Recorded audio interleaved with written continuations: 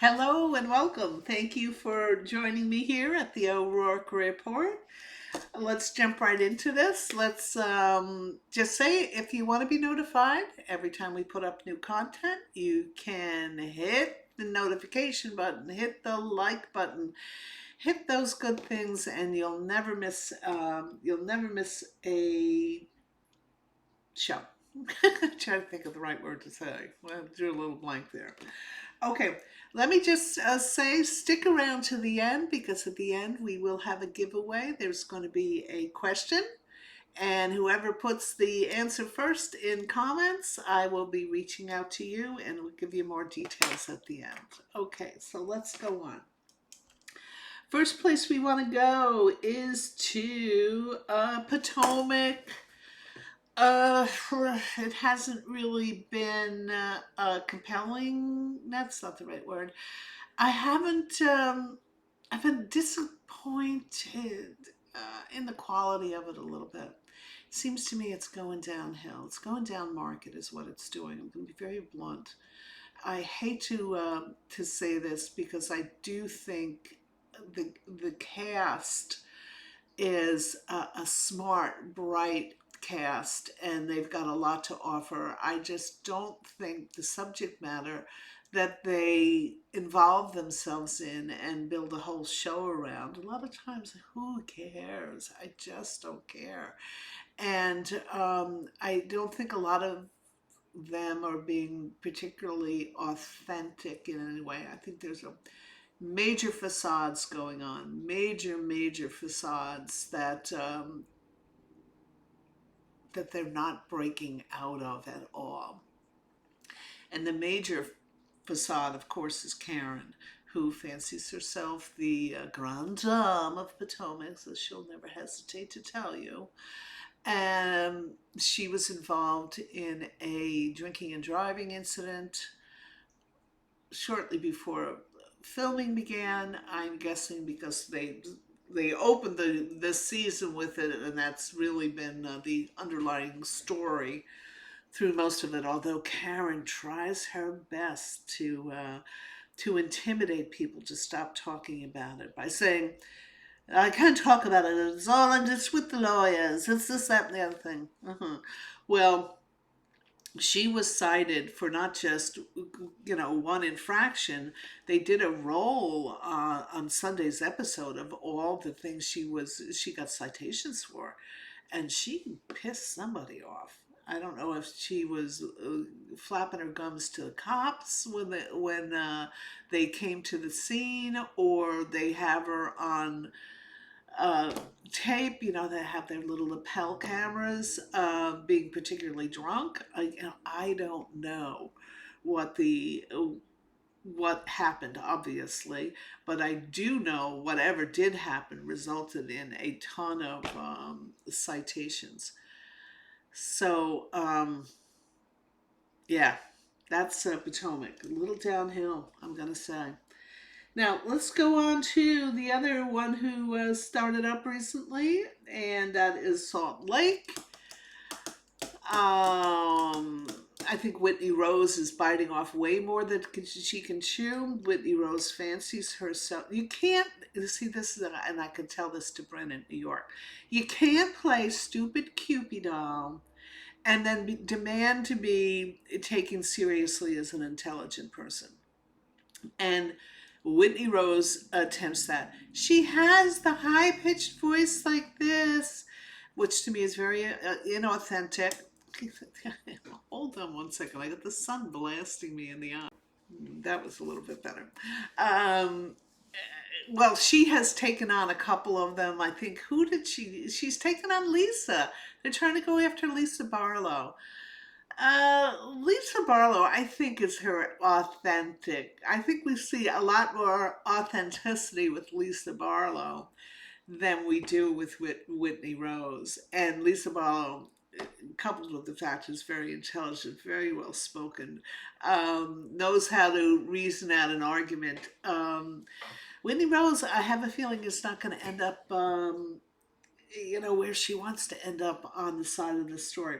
But the thing I wanted to talk about was one scene in this past week's episode, which had the newbie Bronwyn, who is the one who likes to dress in the colorful costumes and say they're haute couture, cozies up to Mary Cosby, who spends a lot of her parishioners' money on haute couture. And haute couture is not working for either of them. Bronwyn, it doesn't work because it's costume, but she's a smart enough girl to please start buying things that make you look attractive, present you in your best light. Dressing up as a hot dog does not present you in your best light. No, it doesn't. It makes you look like some sort of sports mascot. And Mary buys haute couture because she thinks that will show the world what a sophisticate she is. And she doesn't buy things that, again, enhance her. Just the fact that they have a logo on them or they've been a runway is all she needs to see. She doesn't need to see anything else. Which tells me there must be some store in Salt Lake City where she does her shopping, or someplace wherever she does her shopping, she has got a buyer who is making a fortune off her, because this buyer is convincing Mary, you have to have that. Look at you. You look darling. Well, she doesn't. And Mary is smart enough to figure that out one day. Who's ever encouraging her to buy these clothes or buy clothes that are not enhancing her, she needs to get rid of, because believe me, they're making a fortune on her. Okay, other thing I wanted to tell you guys about is this YouTube channel I came across that names names. I mean, names names in a big way. The one that caught my eye was, and I think she did a good 30, 40 minutes on this, and it's very professional. What she's reading, and if she's reading it off a teleprompter, she's not talking extemporaneously. She's reading something off something, but it's very slick, it's very polished. She is like a professional newsreader. She knows what she's doing. The thing that caught my eye on this particular site was the headline that Jamie Foxx's medical emergency that I had a year and a half ago was caused by P. Diddy. And various claims have been made. He was he beaten up by Diddy's people, and that's why he ended up in the hospital. He wanted it quiet because he didn't want to run all sorts of innuendo in there. And I did a quick Goog, and I saw that other people were reporting it, but none of them regular news sources that have to have they have to have some sort of, it has to be substantiated by other people, other sources. The big ones, the big ones, the New York Times, the New Yorkers, name all the major newspapers in the world, whether they're a righty newspaper or a lefty newspaper, they all have to have sources, and they have to have, they could be confidential sources or whatever. God knows a lot of people have been threatened in prison over the years for not revealing their confidential sources. But they have to have it. They live by certain journalistic rules that they can't publish or say something unless they can back it up. And as far as I can tell, the Scandy doesn't back it up. But boy, oh boy, they are riveting, the reports that she does. And she does a bunch of them, all on subjects you're like, yeah, I want to know more about that. But I must caution, my viewers that unless there is some sort of journalistic integrity to the report, please, this is how crazy rumors start. But anyway, am I going to watch the next thing she puts up? You bet I'm going to watch the next thing she puts up. And speaking of that, did I mention that I think that as I look closely at her when she's on screen, I'm wondering, is this really an AI or is this a human? Is this an actress?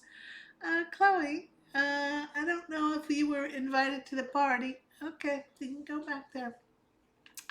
But interesting stuff. Okay, so I'm going to end with what I like to call odds and ends. And the first little odds and end I want to come across is I saw a little blurb about Real Housewives of London.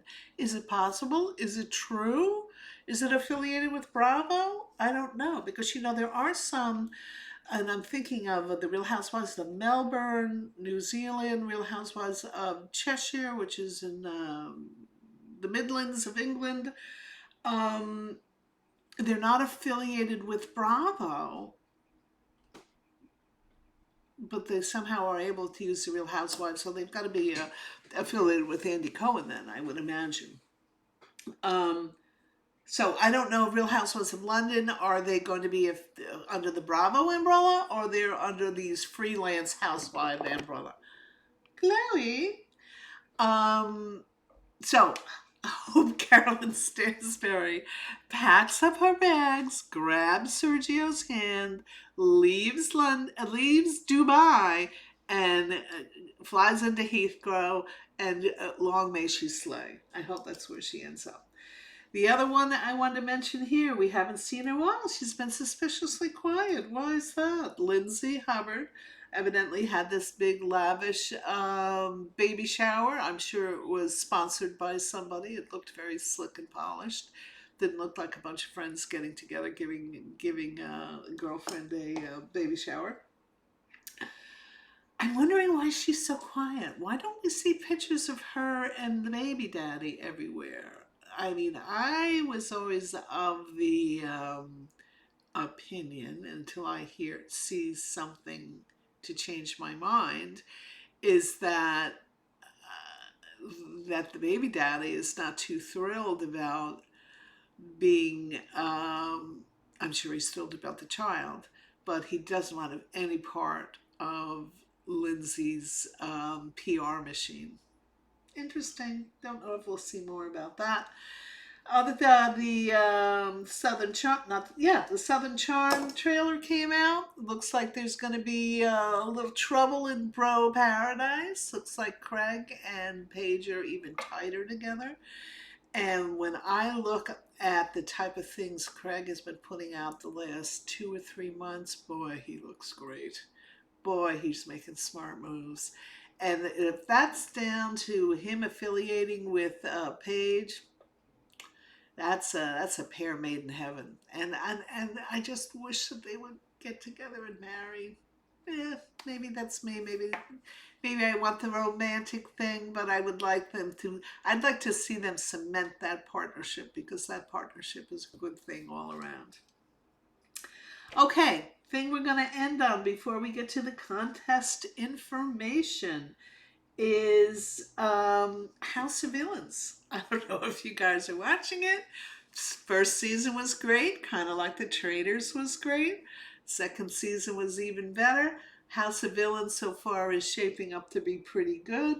I do want to say that, the Teresa from Jersey is on there. And I think Teresa thinks that she's probably the smartest there, because she's Teresa from Jersey. Doesn't that make her slightly better than the other ones? Because they say in these reality shows, if any of these Bravo people band together, we're doomed, which is true. The Bravo people tend to band together on these shows.